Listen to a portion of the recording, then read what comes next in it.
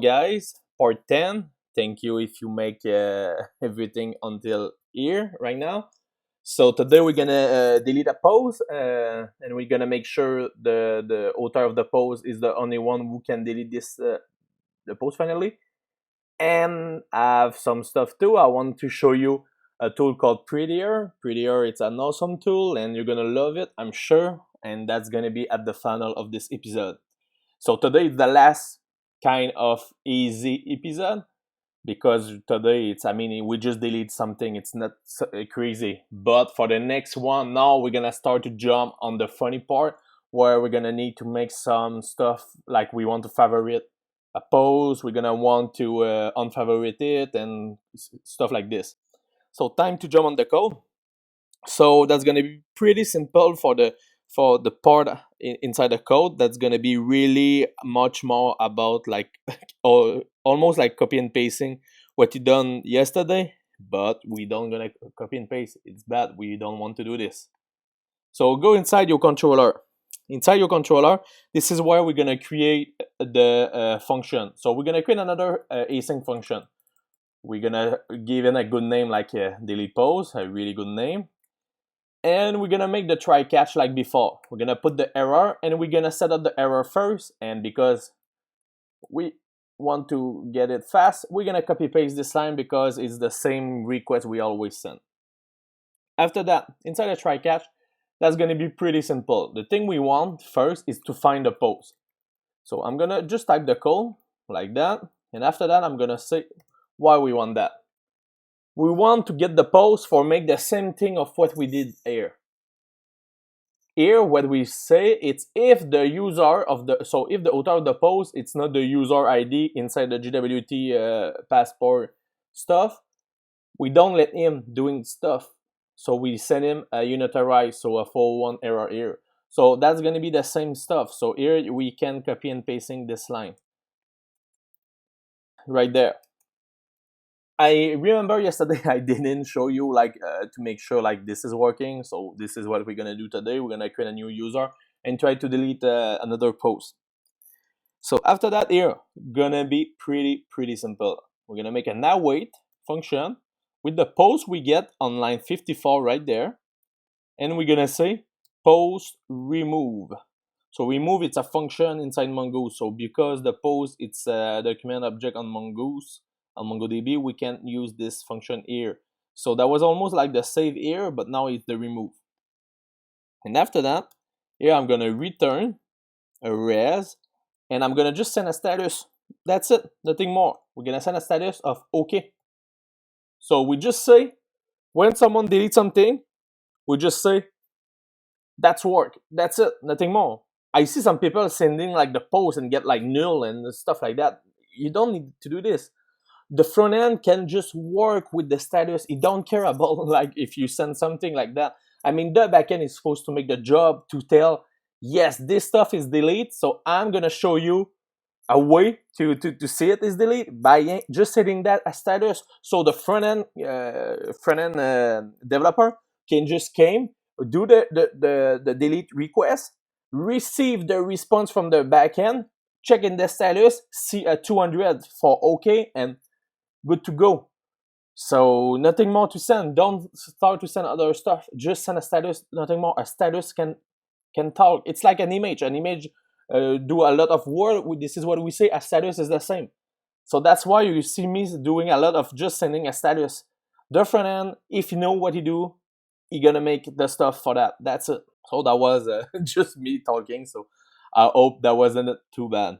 So here, we're gonna just create a route like always. So route that delete, and that's gonna be really simple. We're gonna put the params ID if we want to use it. After that, we want to be authenticate, so out GWT, and we want to use the controller delete post. Nothing more. Now it's time to test it. So we're gonna jump on Postman, and now I'm gonna get all posts. So I get that because I have, again, because you don't need to be logging for getting all the posts. Now I'm gonna log my user. I'm gonna get the GWT, and because this user is the one who create all the posts, I'm supposed to be able to delete. So what I'm gonna do is I'm gonna go to my headers. I'm gonna copy and pasting my JWT value here. After that, I'm gonna go back here. I'm gonna copy and paste this route like that. I'm gonna change get to be a delete. I'm gonna go to get all post. I'm gonna take the first one, yeah, this one here. I'm gonna put it at the end. So this is the params ID. After that, I'm gonna save my stuff. Be sure now I can just click on it and be good. Oh, it's a pause delete. Sorry. Always keep your own convention. That's gonna be easier. As you can see, user sign up, login, create pause, get by ID, and just simpler. Now I'm gonna send this stuff and see if that's gonna work. Now I receive a OK. So this is only my status I sent. Perfect. Do I get all again my post? I'm gonna send. Oh no, title 10 is not there. I'm gonna open RoboMongo just to be sure, because maybe some of you are not sure about that. So RoboMongo, search your database. So here, make a NodeJS API dev, collection, post, and my last one, it's post title 10. Yeah, so I don't have anymore my title 11.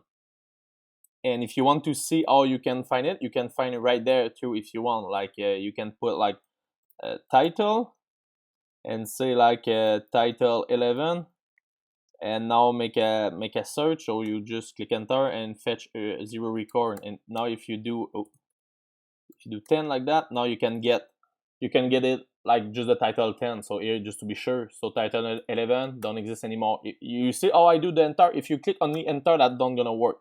For the Mac user, you need to put command enter, and for the Windows, I'm not sure, but always supposed to be control who replace the command. So now if I just remove all the fine like that, and now I click command enter, now I get everything. So that was a bit about learning RoboMongo. So now I'm gonna come back. So now, yes, that worked. I can delete, this is perfect. But now do my authorization, where I do my stuff right there, work. This is the time for that. So now we're gonna jump back on Postman. We're gonna create a new user. So I'm gonna go to sign up. I'm gonna go to the body.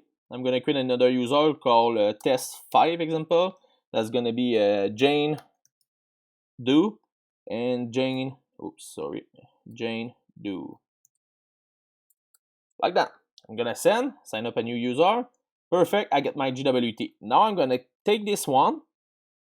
I'm gonna go to post delete. I'm gonna change my JWT value here. I'm gonna put the one of Jane. I'm gonna go back to my getting all the posts. So I go there. I click get all posts. You see how easy is that? You send. So that you see, we're gonna take the first ID. We know the username who create that is John Doe, so it's not Jane. So we're gonna see if we can delete. So take this ID, go to post delete, change the ID, put this one, and now try to delete with the JWT. And now you see, oh, unitarize. Why? It's all about the code we just write right there. We just say if the user if the post user not equal the user ID, we don't let him to go. That's it. So you see, we just make some kind of authorization just to be sure. Yesterday I didn't show here, but this is the same code. We remember, we copy and paste, so that's gonna work. So there, we just make sure we don't gonna let someone came, like example, you write the best post ever, you never write, and someone who don't like you came and delete that, that's gonna be crazy. And so with that, we just make sure you create your post, delete your post if you want, that's it, no one else can do this. So that was about the delete part. Now that's gonna be what I really like about it's something called Prettier. I remember I've shown you like how to use Prettier with the command line, like using inside Visual Studio Code. But now I'm gonna show you how you can use it right inside like your package.json, and that's gonna run on every file in one time, and that can be really useful if you want to make it with a pre-commit hook like ASCII and something like that, where before you commit, that gonna call the Prettier. So you're never gonna push code to get up without pretty that and make sure everything looks cleaner. So for doing this, you need like ASCII ending stage. So first thing we need to do, go inside your terminal, run yarn add -d, so dev dependency. We're gonna install Prettier.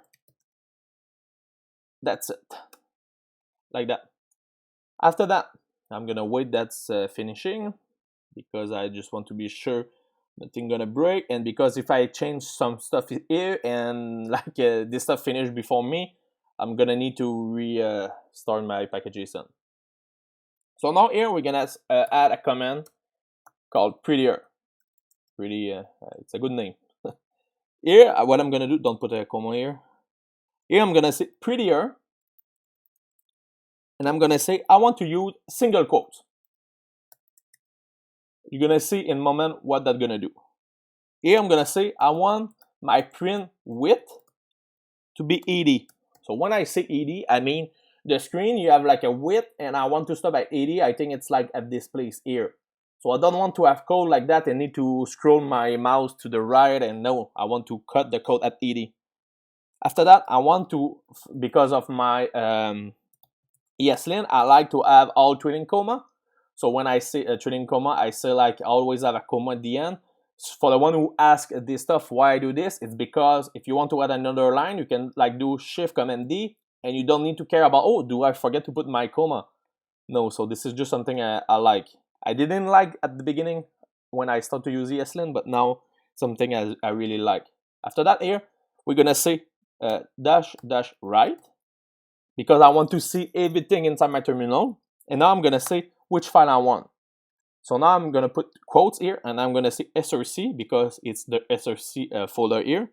And I'm gonna say slash asterisk two time slash asterisk.js. So finally, all the JavaScript file. We just want to pretty all the JavaScript file. So now, because of I use ESLint, and we don't want to mess up with like the kind of like example, you don't want ESLint to mess up with Prettier on the style linting.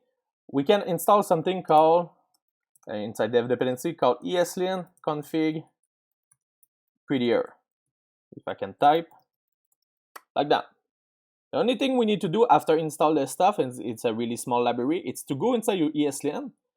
So if you use like mine or everything else, you just put your at the top and you put Prettier after. So Prettier gonna just make sure ESLint, you're gonna remove all the style validation of ESLint, and Prettier gonna make it. So now maybe you don't know what that's gonna do, but I'm gonna show you. So now you see, because of ESLint Prettier, now I don't have anymore the semicolon error, because Prettier gonna make sure of that. After that, what I'm gonna do, here I'm gonna put double quotes, like that. I'm gonna put double quotes, and I'm gonna just show you like simple how that works. So now I'm gonna go to my terminal, and I'm gonna run yarn Prettier, and look what's gonna happen. You see? And now look, semicolon, single quote, semicolon, semicolon, everything is perfect. Yes, okay, yes, that was an easy one. So maybe someone gonna give you code like that, and looks really, really bad, like this, and stuff like that, like this. And now if I run Prettier again, oh, everything come at their place. And you see, the only file who have been changed, it's post controller. And what I like about Visual Studio Code, if you use it, it's you can come in and click and jump to this file. So another stuff too that's gonna work too inside the post route, I'm gonna like make all that inside one line. So like this, like this. So now we this is more than the ED. The ED I think is stopped here. So now if I run Prettier, boom, that's it. So I hope you love Prettier like I like. It's something which not really old, but I think everyone now use it, and that's why I show you that. So this is my plan for the next video. It's just showing you like some little tool I use on every kind of project, and just to show you like how you can grab this tool and make your workflow much better. And what I like about Prettier, it's that work with JavaScript. So I mean, that's work with your front end. So when we're gonna build a front end with this stack, because I think that's something I really want to do, we can use it. And so it just told you already know, you can just use it everywhere. So I hope you enjoyed this episode. Click the like button if you like it. Please subscribe if you didn't. We're gonna have some awesome new video coming in, and that's gonna be an awesome one. Trust me on that. We're gonna learn a lot about favorite stuff. And if you want to know how we can make some kind of relationship with MongoDB, I think that's gonna be a good point. I don't say I'm an expert, but I think I can do stuff with that. And so we talk later. Have a good day. Bye.